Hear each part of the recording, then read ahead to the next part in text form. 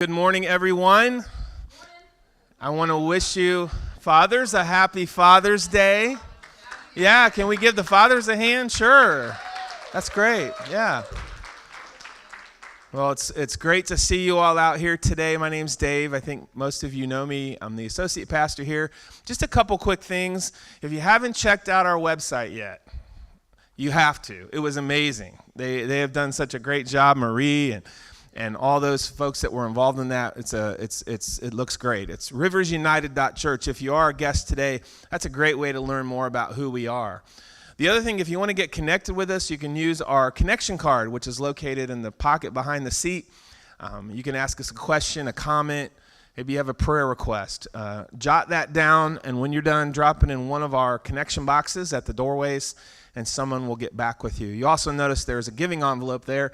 And if you came here today planning to give to Rivers United, you can certainly use that giving envelope. And when you use that, you can also drop it in the box. You can also text to give, and you can give online. Those are 3 easy ways to do. You can also mail it here. A lot of easy ways to do that. Another way to stay connected to us is really to sign up for our digital weekly. That's something that comes in your email inbox every week, letting you know some of the things that are happening here in the future. Message series, events, activities, things like that. It's a great way to stay connected with our church. Also, if you need prayer today, we have a prayer area right over here in the corner. If you have a need, someone would love to pray with you. In just about 3 weeks, we have an exciting sermon series coming up. It's a Summer at the Movies series where we're actually going to be featuring 2 blockbuster films, and we draw parallels to the Bible with some key parts of these movies. It'll be a lot of fun. We want to invite our friends and neighbors. We're going to have popcorn and candy. It's going to be a great summer event, and we would love to get as many people out for that with really solid biblical messages, and that's going to start July 9th with Star Wars, and then July 16th with Top Gun Maverick. So we'd love to get everyone out for that. And once again, welcome to Rivers United. We are definitely glad that you're here today.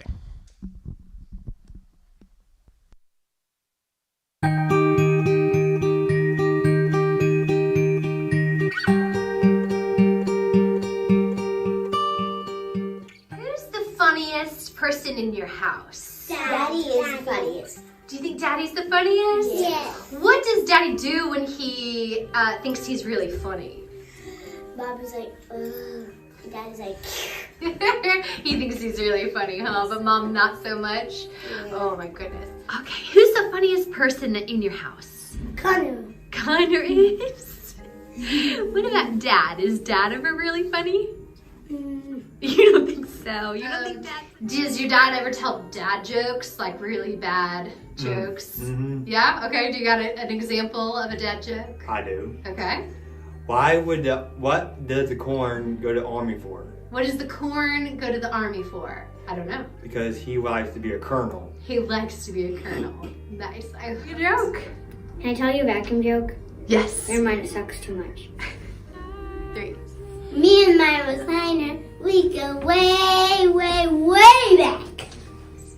So, who's somebody that's pretty funny in your life? My dad, of course. Your dad is really funny? What types of ways is he funny? He tells jokes. Yeah? Do you have any jokes? Yeah. Okay, go ahead and tell us one. Where does Jack Frost keep his money? Where? A snowbank. Matthew, do you love your dad? Is your dad funny? Does he say some funny things? He does. 30. Our uncle has 2 dogs named Timex and Rolex. They're watchdogs. What did the police officer say to its belly button? You're under a vest. Knock, knock. Who's there? T.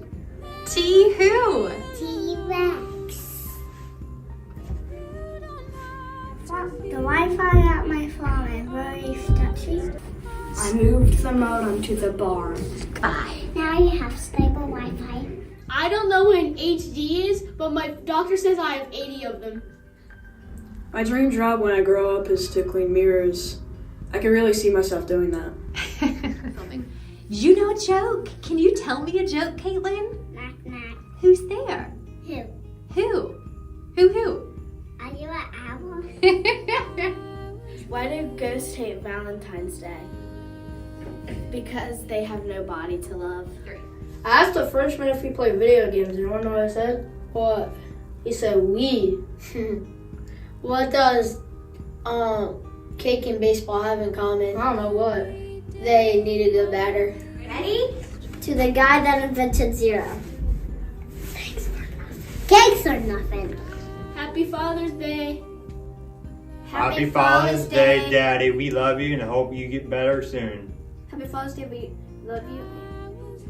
That's it. XOXO. Happy Father's Day. Happy Father's Day. Happy Father's Day, Dad. I love you so much. Happy Father's Day. Happy Father's Day. Happy Father's Day. Happy Father's Day. Happy Father's Day. Happy Father's Day. Happy Father's Day, Dad. Happy Father's Day. I love you. I love you, Daddy. Happy Father's Day. Good for nothing. Happy Father's Day. Happy Father's Day. Happy Father's Day. Happy Father's Day, Daddy. We love you.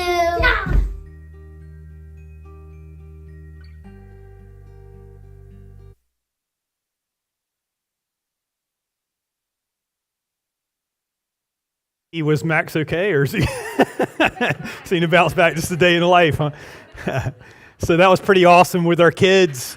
But I do want to say one thing. It's almost like child abuse is those jokes, man. I don't know who's telling those, but you guys got to work on some of that. So happy Father's Day to all the dads in our life. I do want to say we did give you a gift today. It's a donation that we made in your honor to a project from one of our missionaries, and I don't want to mention them by name. They are in our handout, so you can read more about them, but because we're online, we can't say their names out loud because they're in a part of the world where they're very repressive towards Christians. But one of the things that they do is they dig wells in that part of the world, in the Amazon rainforest and in other areas down there in Central and South America. They dig several wells, and that gives them the opportunity to share the gospel as well. And so it provides a physical need that is much needed because water is one of the most precious resources that you can have. And so they bring in the well stuff on canoes. So it's not just a simple well digging process. It's out in the outback. And so we wanted to make sure you knew it. And we thought that was a great dad project. And so we're super happy to be able to do that. We hope to share more information about these guys in the future, but we hope that you're honored by that donation today. Please check that out in your handout. And if you want to be part of it, there is a link there that you can check it out. And these are missionaries that we've been supporting for many, many years. They're really super awesome. And I hope you'll check that out. If you want to go, by the way, they do have some trips that you can go over there and do it. But they said this is for, like, some guys have been very, think they're tough. And then they get out there and they weren't as tough as they thought. So they were kind of like, maybe you need some military background or some different things. But I guess it was tough on some of the guys. So anyway, happy Father's Day. I hope that is great. So please take time to honor Dad today. We got a great dad message for you today, as today we are wrapping up our series called Resolved, where we've been taking a look at the life and the book of Daniel. And today is one final message. In fact, it's what Daniel is known for. It's a story that even if you've never read the Bible, you've probably heard an echo of this. If you haven't, we're going to tell the story today, and it's pretty incredible. And so what we want to talk about today is this, is how can you have a faith that lasts? And I want to think through the lens of how life is constantly changing. When we started this series, it was really made for our graduates in a way, or anybody facing change in life. But I remember when I graduated, and I remember coming downstairs, like, have you ever met, like, at nighttime, I don't know if you guys meet in the kitchen sometimes, but me and my dad happened to run into each other in the kitchen. I remember I was getting ready to graduate high school, and I mentioned to him, I was like, I'm kind of excited and scared all at the same time. And I remember him looking at me and he goes, John, that never changes, because I remember he was going through cancer and some different things and facing some life change that I didn't really understand at the time. And he said, I feel the exact same way. So I don't know where you're at in the process, but life change always happens. And in the life of Daniel, where we're at here, is he went from one empire to the next. When we left off last week in our series, we talked about how the Babylonian Empire fell. Now, some people might go, hey man, they had taken you as captive, and actually for Daniel 70 years ago, but Daniel did pretty well in the kingdom. He became the chief magi. In fact, last week we found out they put him in charge, that he was the third highest powerful person in the world, according to the nation of Babylon. But you know what happens when empires fall? In fact, what they did, they came in and killed everybody there except for some of the high people they wanted to take. It reminds me of when we first got married. I used to work in banking, and I worked for a bank called Central Fidelity. Does anybody remember that? Because if you know Central Fidelity, you're pretty old. Because that's been a long time ago. Nobody's even heard that name, and they've changed several times since then. But after I started working there, they went through a merger with Wachovia. And Central Fidelity had been around for over 100 years. And when they went through that change, everybody that was just in the regular branches, it was fine for, and it was fine for me. But one of the ladies there she actually was my dad's age. In fact, my dad dated her in high school. I forgot my mom's going to be here today, but anyway, he dated her in high school, and not way before my mom and all that kind of stuff. And anyway, she got laid off. She was in the central office. She had worked there her entire life. She had worked there 40 years, and they laid her off. And it just goes to show you, it's like, hey man, you think you can hold on to it, but what do you do when the world changes under you? And so that's kind of what Daniel was facing, a whole new empire of Media Persia, and they took him there, and that's where our story picks up today. We're going to take a look at that through the lens of, in that life always changes, then how can you have a faith that lasts? Daniel chapter 6 and verse 1, it says this: it pleased Darius. He's the king of Media Persia. Some people call him Darius, or I call him Darius. Some people call him Darius, kind of like pecan. I don't know. But anyway, there is a right way to say that, Marie. I don't know. It pleased Darius to appoint 120 satraps to rule throughout the kingdom, with 3 administrators over them, one of whom was Daniel. The satraps were made accountable to them so that the king might not suffer loss. I'll just pause here and say that Darius was a great leader. He was a great king. He was smart at administration in the sense of saying, hey, I know how to find the best and the brightest and put them in the right slots and then organize it so I have leadership. And that's exactly what he did. It was absolutely incredible. And Daniel was one of his top leaders. In fact, it goes on to say this: now Daniel was so distinguished himself among the administrators and the satraps by his exceptional qualities that the king planned to set him over the whole kingdom. Daniel was on the top of his game. So like I said, with my friend, she got axed, right, when the new company comes in. With Daniel, he not only did well, but instead of just being a magi, instead of just being one of the advisors or one of the people that ruled, the king actually set him up as prime minister. That's what that really means. Now, the king didn't give up being the king. You report to me, but you handle all of it. You handle all the administration. Daniel was on the top of his game. He was so wise and so successful and had done so good for so long, but he proved himself in another empire. It wasn't just that people liked him. And I believe that God gave him favor. From chapter 1 to chapter 6, now that's only 6 chapters for us to flip through, but for him it was 70 years of his life. That's a long time to serve. But at the end of his life, he obviously was just as successful as before, and he was on the top of his game. How many people think we're going to stay on the top of your game? What happens when you're raised above everybody else? I'll show you. Verse 4. At this, the administrators and the satraps tried to find grounds for charges against Daniel. in his conduct of government affairs, but they were unable to do so.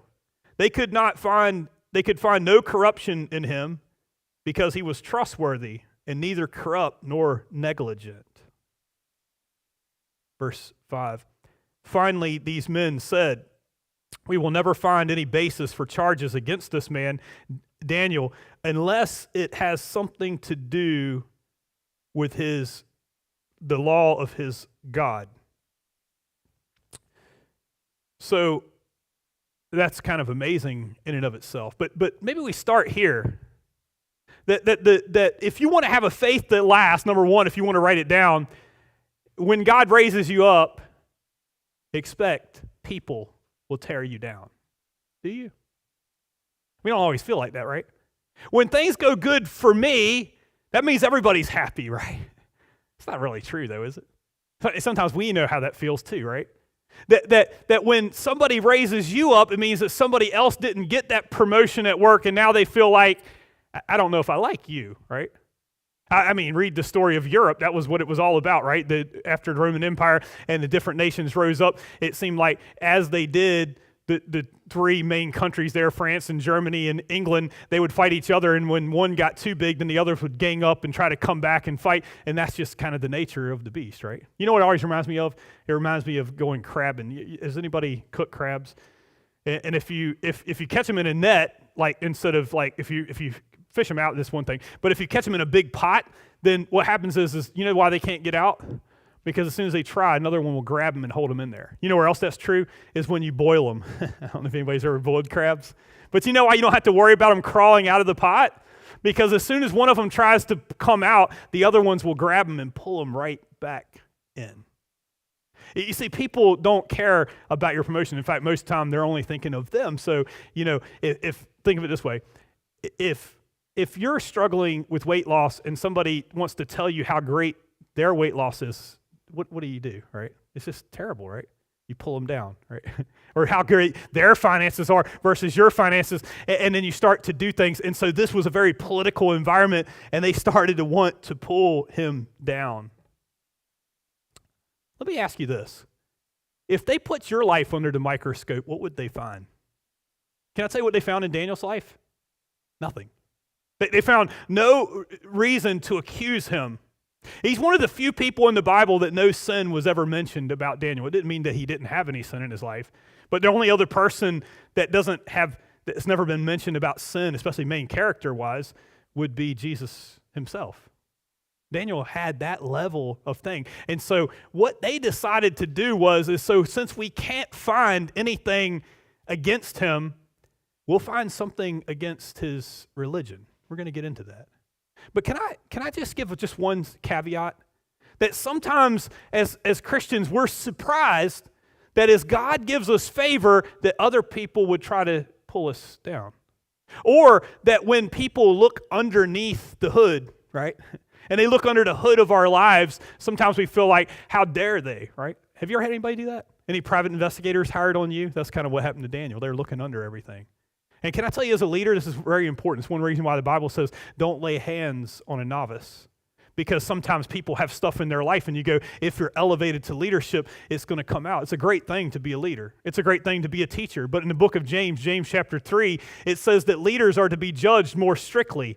But sometimes we whine about that, right? How dare they do that to me? How dare, if they were caught, everybody else does the same thing, but it just happens to be that the leader is caught or they're under the microscope, but you're supposed to be. You know who the biggest babies in the world are? Pastors. Not me, but other, I'm just playing. Right? They whine about that stuff. I had some people do that to me a couple years ago. It's like if they're out to get you or they projecting their hurt, it's amazing how fast they start looking for ways to get you. You ever had that? They start reading the bylaws. That's when the bylaws become very important, and they are important. You better make sure you have all your I's dotted and T's crossed, or when that time comes and you're under the audit, what will they find? For Daniel, they didn't find anything, but it's to be expected.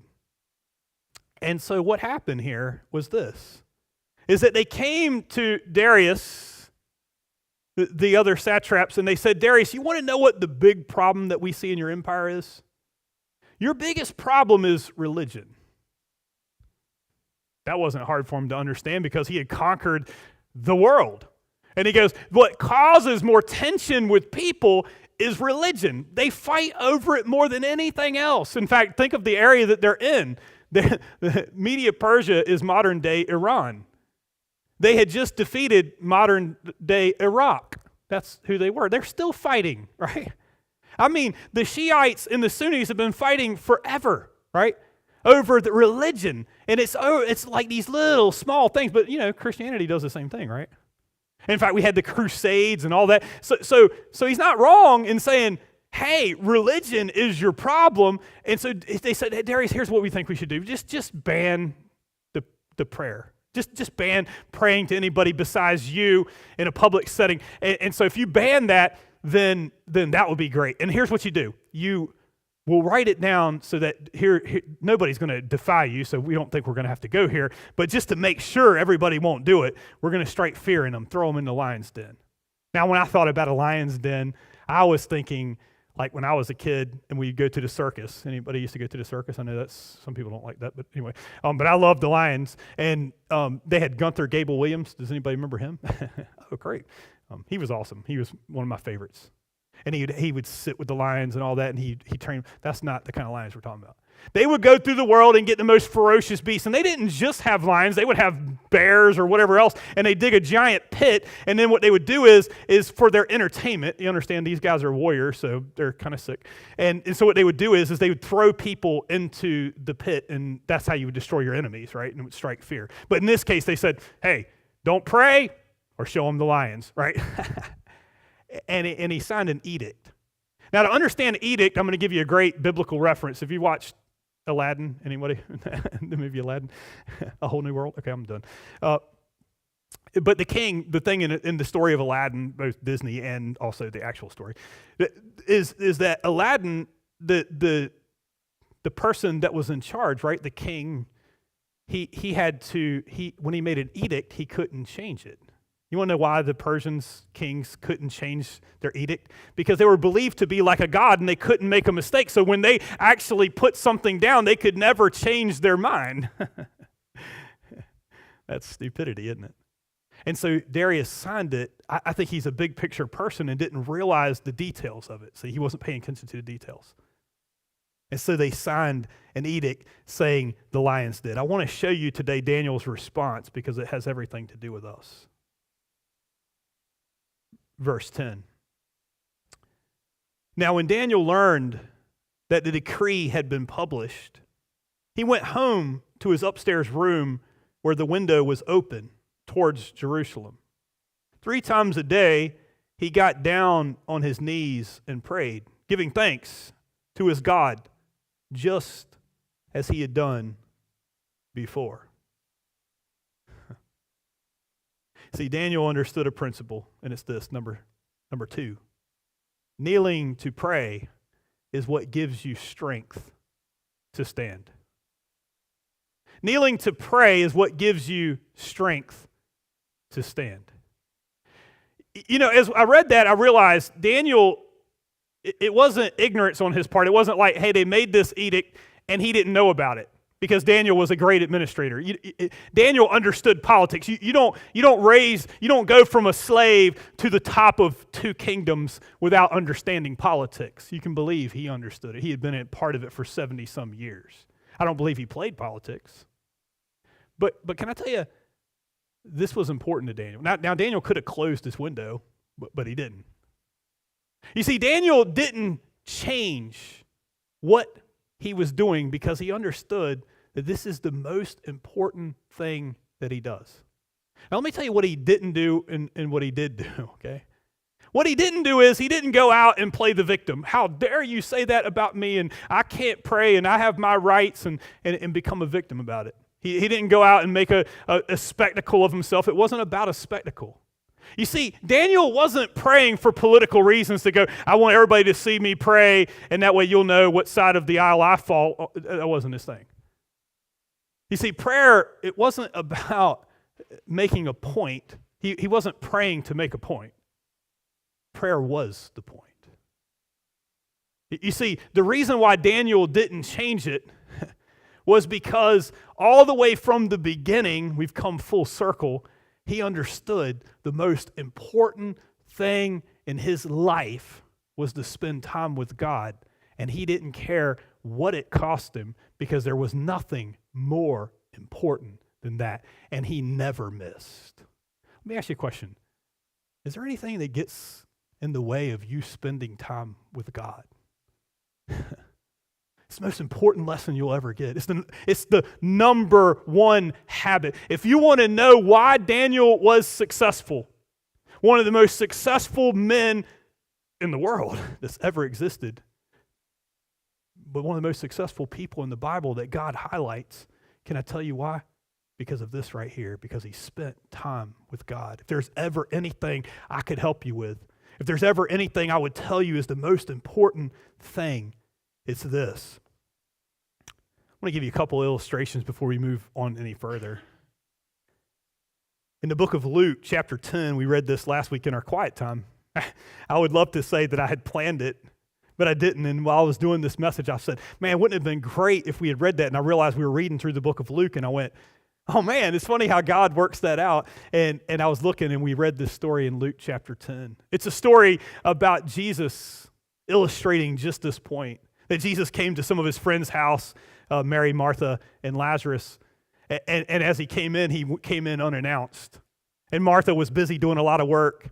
And when Jesus came, Mary, one of the sisters, stopped and sat down and spent time with Jesus. And Martha said to Mary, she said, Jesus, you need to tell Mary that she needs to help me get all the work done, and then she can spend time with you. And Jesus, it was surprising what he said. He said, I can see you're busy doing many things, but only one thing is needed, Martha. And Mary has picked what is better, the one thing you got to get. In fact, a reference for you would be Matthew chapter 6. Jesus teaches us how to pray in Matthew 6, but he ends the thought, Matthew 6, verse 33, but seek first his kingdom and his righteousness, and all these things will be given to you as well. He said, you're so busy seeking stuff and miracles and things and whatever else, but the point is seek me first. So important that we seek God. The number one thing that we never miss. Can I tell you something? If I could give you one thing, there would be this. There is nothing more important than spending time with God. Nothing. I learned that in my life. I would like to say before I was a pastor. It's not exactly true. There was times in my life that I've missed or didn't take it as important or not even doing it right. But I remember several years ago, I went through a major crisis, and it knocked me off my feet, and it changed just the way I thought about things. I didn't know how my life was going to go. And I remember sitting in a chair for an entire day. I don't know if you ever had that, and praying and realizing, and God really came for me. God really showed me to say, John, I'm not telling you what the future is. I need you to come back to me again and again and again every day. I haven't missed. I haven't missed since then. And it's changed the whole trajectory of my life. In fact, I'll tell you, the visions that God has given are really important. The vision for merging this church together 3 years ago, it came in times of prayer. Not through a plan, not through me and Eric coming and strategizing and figuring out how could we best do it. And we did do all these things, but it was after the vision. But the vision comes when you spend time with God. Daniel understood it. I want to make sure we get it today. So let me tell you what happens. After he prays, the satraps have been watching him. Can I tell you something? Daniel knew it. This was more important to him. And they go to the king Darius, and they say, Darius, by the way, Daniel is praying. And we all know it. Now what are you going to do?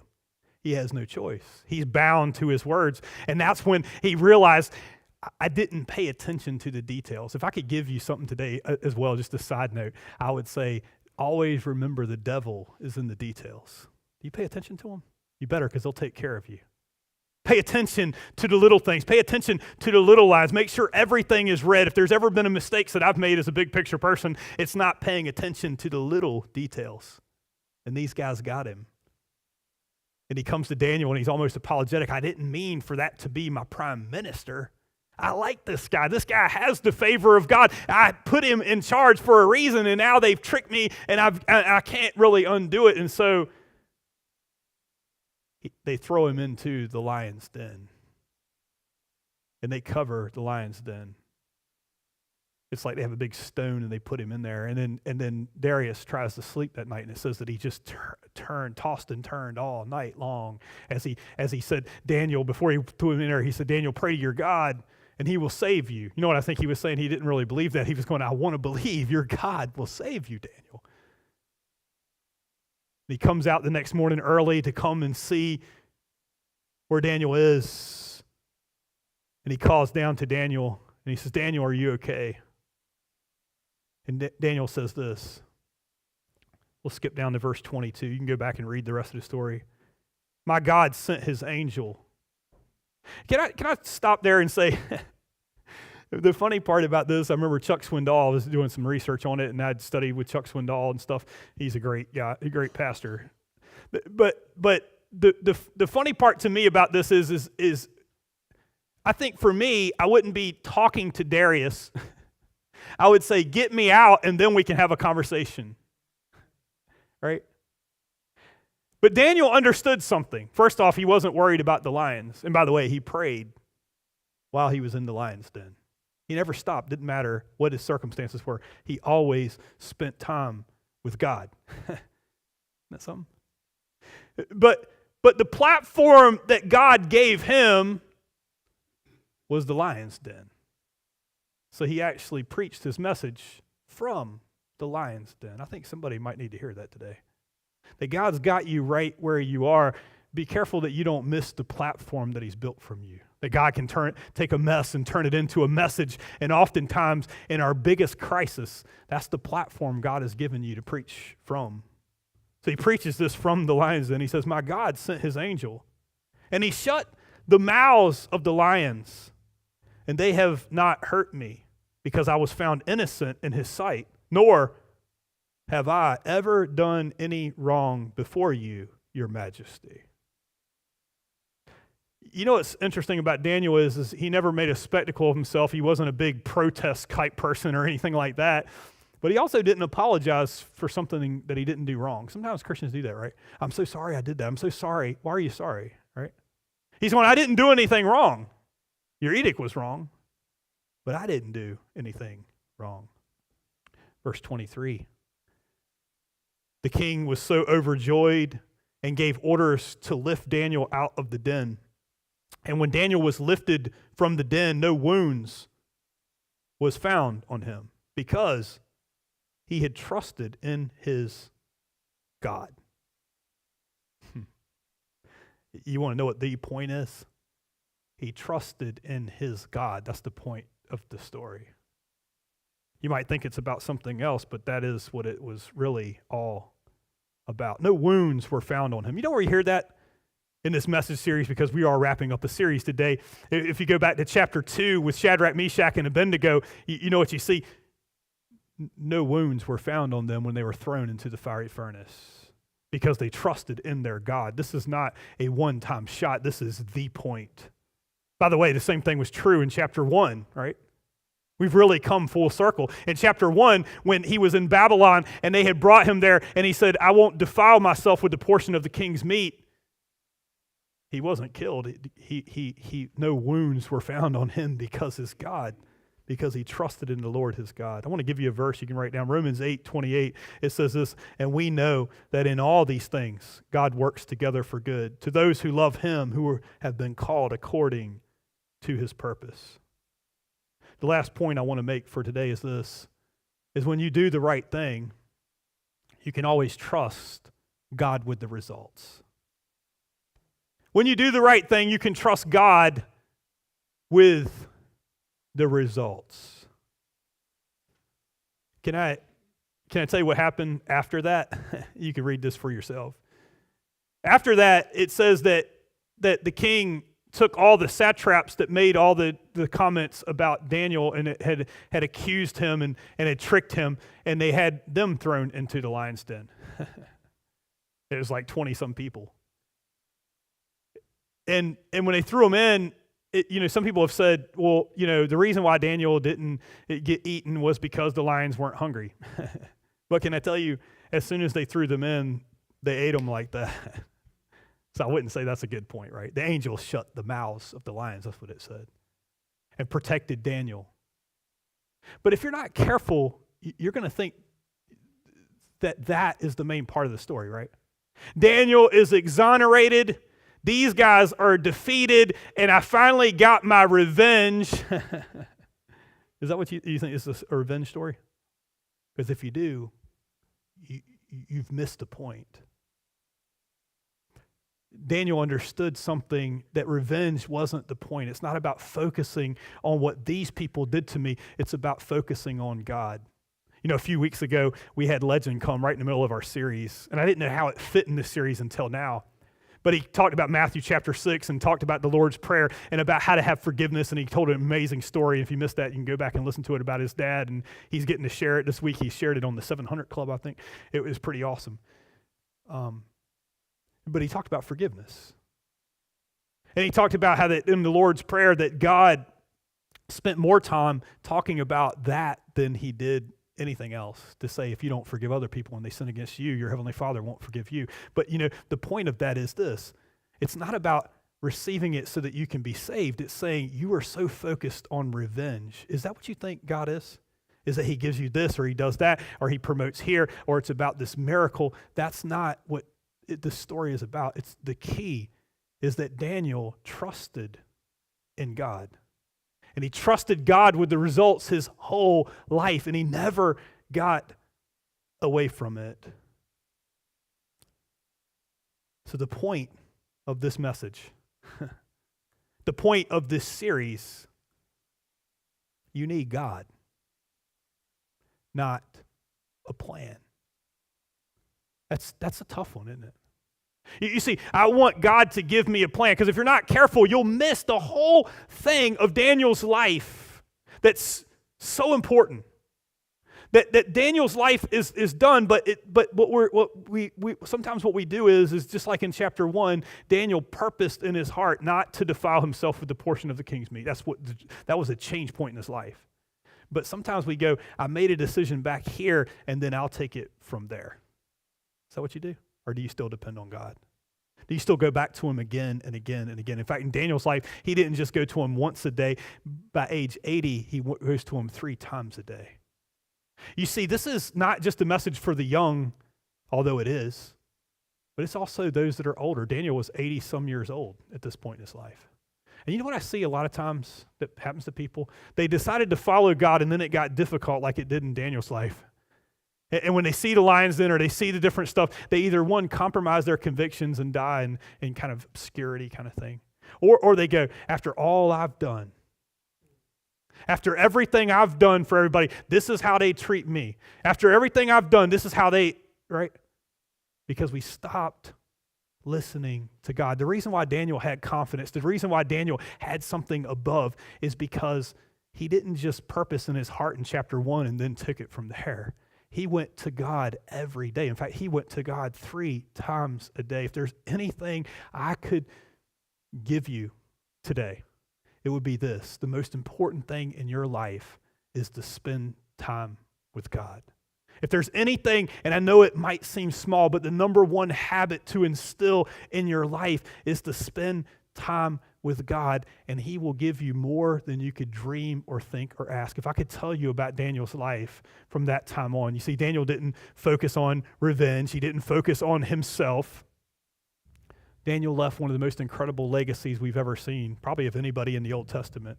Daniel was in the time of captivity. In fact, he was there the entire time of captivity, because the captivity was 70 years. Daniel oversaw the whole thing, yet God blessed Daniel beyond blessing by giving him more prophecy than anyone else in the Old Testament, that Daniel got to see things. You only have seen half of the story of Daniel. We covered the storyline of Daniel. You're not even seeing what Daniel left in place.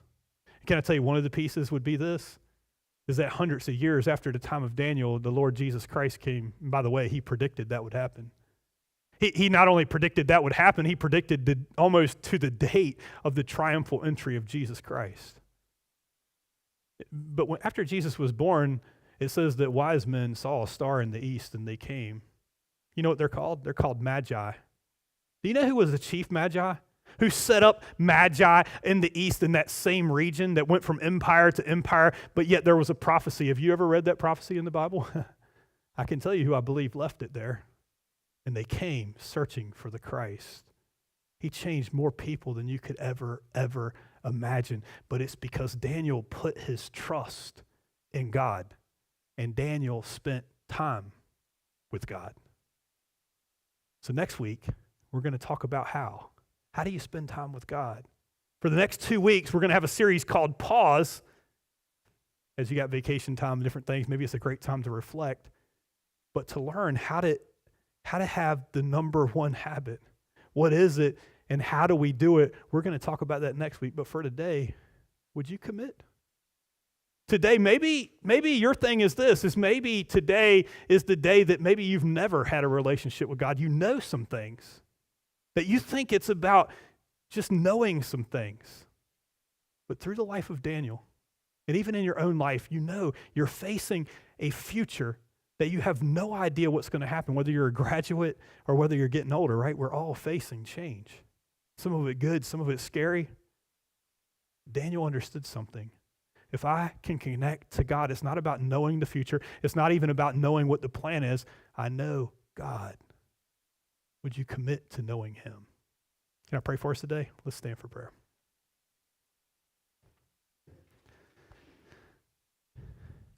Father God, we come before you today. Lord, I thank you so much for the story that you gave us in the life of Daniel. What an amazing man, but he was amazing because he trusted in you. So God, I pray for the one that maybe doesn't even know you today. Maybe they've come in and out of church for years, or maybe they've been coming to church their whole life, but they've never really experienced you. They're like many of the Israelites that were there in Babylon, and when the time came, they didn't really follow God, but Daniel did. And it changed his life. They could come to you if they want to. You died for their sins and you rose from the dead. You sent your one and only Son to do that, to restore a relationship with God. And if they would call out to you, you would come in and you'd be with them. But God, I pray for the rest of us, because sometimes we think our faith is about making a point. But we think our faith is about us telling God what we want, and then he does everything that we tell him to do, and we're missing the greater picture. I don't think Daniel could have ever seen what God would have done in his life, just like we can't see. Lord, you didn't tell us what the future is. Sometimes that frustrates us. How do we plan for the future when you don't tell us if we're even going to live through the day? But you hold the future. You're already there, God. And you want to speak into our life if we'll only seek you. You said seek and we'll find. Knock and the door will be open. I pray, God, we'll start that process. And as we start the next 2 weeks taking a look at how do we really do that, I pray we'll do it. Let us commit to that. Make us those kind of people in that kind of church, and we'll give you all the honor and glory and praise. In Jesus' name, amen. Happy Father's Day. If you need prayer today, we'll be here after the service. For everybody else, God bless you. Have a great week.